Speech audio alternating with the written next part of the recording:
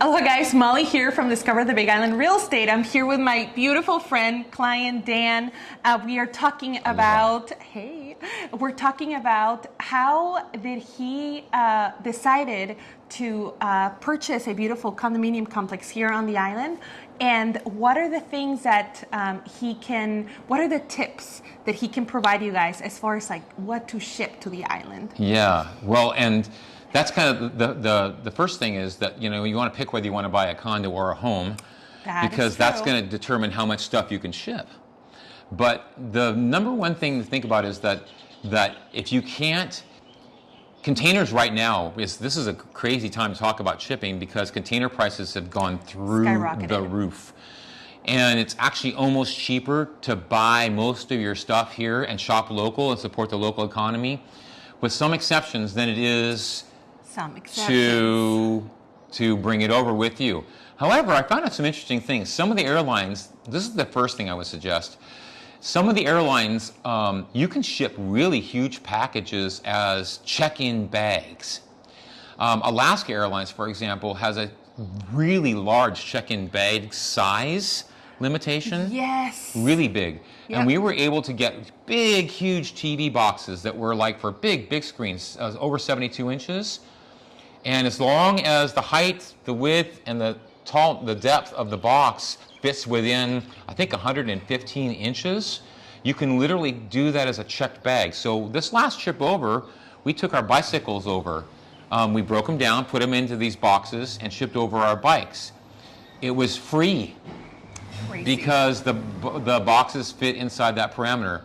So if you're going to take multiple trips over, that's one of the cool tricks to start off with, is take as much stuff as you can, up to the 50-pound limit or more, in the plane with you, especially if you're going to do more than one trip. We're coming over 3 or 4 times within the last 12 months. Yep. And each time we take back empty suitcases that we brought over full of everything we can possibly think of. Because believe it or not, unless you're bringing like a whole shop full of tools that are big tools, most of the stuff fits in a suitcase. Right. And so if you're not having to need it all exactly at one time, cool trick is just to bring it over in little chunks. And the airlines now, again, are much more amenable to having you bring over larger items and no additional charge. And even sometimes if there is an additional charge, the charge to do it that way is cheaper than the container. Some of the container quotes that we have, even for small containers, were particularly like through pods. That's one of the. You're looking at $7,000 to $8,000 for a small pod delivered to your house. Wow. And that's an 8x8 small container that you can barely fit a couch in, and then it has to go to then it has to go to Oahu, then it has to go to Hilo, and most of the time you have to go get your stuff from Hilo, in most cases. What about cars? Cars. We're talking about going to Hilo and picking all the stuff. It actually wasn't too bad. I have to give Matson a little bit of credit. You're so lucky, here. guys. That's also luck. But yeah, what? Well, so we bought a car. It's first of all, if you're not already aware of this, the car selection on the Big Island is just tiny right now. Yeah, very it's extremely small, and the people that have used cars know that the car selection is small. So you have a really limited selection. If you can find what you want, it's really hard to do so, and there's a lot of high mileage cars. There's no Teslas also. There's no Teslas dealerships. Correct. Yeah, you have limited dealerships in terms of repairs. Yeah. I mean, the car lots, I drove past on the highway the other day, there's like 10 or 15 cars in the car lots. It's crazy. So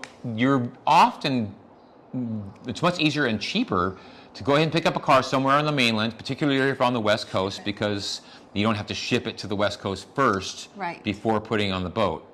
I did a lot of research on the different ways to get the car there, from the West Coast to Oahu, then to Hilo, then to my house. And the best way to do it, unless you're really got a specialty vehicle that has to be in a container, is to ship it through Matson. Matson has by far the best price. They just increased it from $1,500 to $1,700 for the car, as long as it's a standard sized vehicle. That's going to be on someplace in the hold of the boat, but not in its own container. So it is exposed to other things, but they take care of it, and you have insurance on it, so that's not really a big deal. Right. But it got here in about 10 days from the time we dropped it off. You need to make sure you follow the procedures beforehand to make sure that your vehicle doesn't have anything in it that's personal property, because the Matson will stop you and have you take that with you when you drop it off at the port of departure, which is, I think, Oakland, San Francisco, Los Angeles, on the West Coast, Seattle, also San Diego. So the car has to be basically empty. It also has to be less than a quarter tank of gas. Really important, and they will not let you on the boat without having less than a quarter tank You of will gas. think that everybody knows that, but people forget. Yeah. Yeah, people forget about that. That's And the Matson site, and I'm assuming most of the others, have a pretty good series of guidelines that you have to comply with. But in terms of the reputation that I saw about the customer service, and the customer service that I experienced by being able to just call somebody really quickly, they were really fantastic. I can't speak enough about them. They did exactly what they said they were going to do in the timeline that they said they were going to do it. And a lot of times your car will get delivered before you get here. We had that same experience. We got here our car got here about 3 or 4 days before we arrived. And to keep it in the port in Hilo was only $8 a day. So they only charge us $8 a day to store the car there as long as you need to till you can get over to pick up the car. Right. But here's a couple little tricks. First of all, don't go to pick up your car the same day the boat comes in. Because everybody else that has been waiting for the car is going to come that day. And the shipping here is just insane right now because the containers are so backed up. And so if you go, you're going to be competing with not only every car owner that's trying to get their car off the boat the same day, but all of the regular semi-trucks that are there to pick up the containers to move them around the island. So wait a couple days if you can, and go pick it up maybe 2 or 3 days later. But be sure you check the days that you can go pick it up no matter which shipping place that you use, because they're only doing like Monday, Wednesdays, and Fridays, for example, between certain times of the day, and they take a lunch break. And it's a big lunch break. And it's a big lunch break. It is Hawaii. So you want to make sure you take that out before you, because you don't want to, especially if you're on... Oh, what a great tip. Yeah, that's especially, the big one is don't go the same day that everybody picks up their car, because that can be really drag. That is a huge tip But there. the guys at the dock, by the way, they're the ones that told me this stuff, so those are the guys you got to trust. Oh, also, really important, be sure you have your COVID either within 72-hour test results in your hand, but even better, your COVID vaccination card up to date. They will not let you on the dock to pick up your car with that. And now we actually made that mistake, so we learned the hard way. Fortunately, we had copies of it on our phones. And the guy that day was a really sweetheart. He felt sorry for us. We'd driven all the way from Kona to Hilo. Because that is a trip for people that don't Yeah, it's a couple hours. It's 2 hours. Beautiful 2-hour drive. But it is 2 hours. And so we got over there and didn't have our COVID cards because our vaccination cards, we didn't even think we needed them. And of course it was on the website. We just didn't see it. But we have them. They're like my screensaver on my phone. So that's kind of your passport around here during COVID times until recently. But the docks still require it because all the dock people have to have masks on and be COVID tested and everything. So they were not going to let us on to pick up our vehicle unless we had that vaccination card in hand. Or did you show them your background? Yeah, I showed him my phone. And the guy, and he could see who it was. Wallpaper on my phone, exactly. Oh, wow. And they took it. He said, "Okay, clearly you have it." You have it. You know, so yeah. And they just want to make sure that you're good because you're going to go someplace. Docks and ports are subject to the rules of the ocean, rules of the sea in terms of inland marine, I should say that a little slower, rules, and they're very specific. It's not like a regular state rule. There's special rules for every dock and every port because you're transferring cargo from outside of the United States. And so there's very specific rules, and there's really big quarantine rules for things like that. So you really want to be aware of those kind of things before you go to pick it up. Again, have your COVID card or your COVID test within 72 hours. It has to be the properly certified PCR test. And be sure that you don't go the same day that the ship comes in, because otherwise you're just going to wait in line for a couple hours to get your car. Other than that, it was fantastic. We got there and we were out of there in maybe 10 minutes with our car. The guys brought it up to us. They show us, you walk around the car, They do ask that the car be really clean before you put it on. Inside, yeah. You can't have anything dangling off of it. Mm-mm. And you can have the standard equipment in the vehicle, like the jack and the spare tire, but that's pretty much it. You can't even have like a safety equipment box or a medical kit or anything like that in the car. They want basically just your glove box. Mm-hmm. Yeah, that's pretty much it. So that's important to do. Also, be sure if you're shipping a car from the mainland, and here's a little trick. If you're going to buy a new car on the mainland and you're going to ship it here, if it's legal in the state that you are coming from, so we came from California and it was legal, we didn't pay for getting license plates in California. The vehicle that we purchased did not have plates, so we were able to get it registered, registration only. Non-plated is how it's registered. It saves you in California about $350 because you don't have to go through the plating process. You still get a copy of the actual registration. Make sure you get that copy from your dealer or somebody from the state if you're going to do it yourself, if you're purchasing it privately, because you need that registration to get your vehicle licensed in Hawaii. Super, super, and super important. But if you don't want to pay to get your vehicle plated in the state that you're coming from, and it's not plated already, you can skip that fee and just get it plated directly in here in Hawaii the first time, one time only. Saves you about, depending on the state, a few $100s in terms of plating fees. Our fee went from about $400 to $23. Oh, score! So yeah, and then you need that. You also have to have a registration or a copy of the actual title if you own the vehicle outright. Right. Then you have to go to Lex Brody's. Lex Brody's here in Kailua or over on the Hilo side.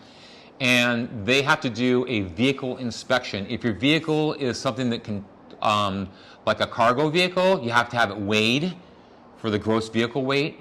But otherwise, it's just a safety inspection to make sure that it's completely safe for the road, basically, on the island. But here's another thing I found out the hard way just recently. What? So when you go to get your vehicle inspection done, if you're not registered in Hawaii, and the vehicle has never been registered in Hawaii, you will pass the safety portion and you will fail the thing. You'll get a certificate that says you failed because the registration isn't in Hawaii. So that kind of freaked me out a little bit because I thought, I'm not going to go to DMV, because getting to DMV, by the way, make an appointment months in advance if you can, because another trick is don't go to the Kona side, don't go to Hilo, go to Waimea, because there's nobody in Waimea and the DMV is a lot slower up there. It's easier to get an appointment. Right. It's only maybe an hour drive from here to there. Yeah, so it's not a big deal. But make that appointment far in advance. You'll need that registration or your pink slip, and you need to have the vehicle safety certificate that you passed. Right. But like I said, don't freak out when they fail you and they stamp on it registration is the reason for failure. That's on purpose. They know that going in, so you get that. You take that failure certificate along with your registration to the DMV. Then they will give you the registration. You go back to Lex Brody's with now the registration. Then they pass you. Finally, you send all that information into the state along with your proof of Hawaii-based insurance. Also super important. You can't have a California insurance representative write up your policy while your car is in California, and it will be good for 30 days only here. That's all you get is 30 days. And so within 30 days, you have to have a local agent basically transfer your policy over to a Hawaii policy. With those things, you're then good. You'll get your plates and you're good to go. By the way, you don't have to have a Hawaii driver's license to be plated in Hawaii. So it's a little thing. I mean, oh my gosh, Dan. It's a lot to know, believe me, the hard way. We learned it the hard way from Braille, basically. From Braille. But those are the kind of things that were the hardest things about moving over. If you have to move your personal belongings, like you have big furniture, just be sure again that it's something that you really, really care about, that's worth sending over. Because containers, at least for the next year, will probably be very expensive to bring stuff over in. Right. And make sure you have everything insured, because stuff happens on boats, basically, and cargo can move around or off the ship. And so you want to make sure you have insurance for that. And cargo. Where can they go for insurance? So I don't sell insurance, but I actually am an insurance consultant. You can check out my website, claim411.net, if you want to find out more information about that. But cargo, when you put something on a boat to ship it, it's your insurance that the shipping company owes you. If they make a mistake, if the ship sinks or your cargo is over the side, is based upon the weight of whatever it is, and it's per pound is limited. That's all you get is so many dollars per pound, no matter how many pounds the thing is or what it is that was important. So you could have an heirloom item that was weighing a pound, and you might only get $2 for your cargo loss. So there's really strict limitations on what the shipping company legally owes you in terms of insurance coverage, because it's based upon the weight of whatever it is that you're and shipping. Most people, they just glance through that, right? Exactly. Like, so know what your cargo company insurance will be, and then if you need to get specialty insurance, you can get insurance that will cover your cargo while in transit on a ship. If your homeowner's policy doesn't already cover it, or your auto policy doesn't already cover that. But make sure you know that, because it's not completely uncommon that your cargo get damaged. Yeah, or your car just never shows up. It just never shows up at all. So that's a few things that things happen. Yeah, exactly. That little percentage of things happen. Exactly. So other than that, when you get here and before you get here, get to know people in your neighborhood. 2 words that you need to know right away. The biggest word is kama'aina. That is someone that is not a native Hawaiian, that is of the island. You need to know people here, because everything on the islands is who you know and who you can trust. Just like a good realtor, you can trust right here. You need to know people. Who's your contractor? You do, yeah. Who do I call when I have a question about permitting on my home, my taxes in the state, things like that. You need to make some contacts with just simple things like where I get a good meal, where the cheapest gas is in town. Well, we know which one is your favorite restaurant. Yeah, I'm a Huggos fan, I have to say. We were there just as... But those are the really important things, because the quicker you become part of the community, the quicker that the community will accept you in, and you'll kind of get over, as they say in London.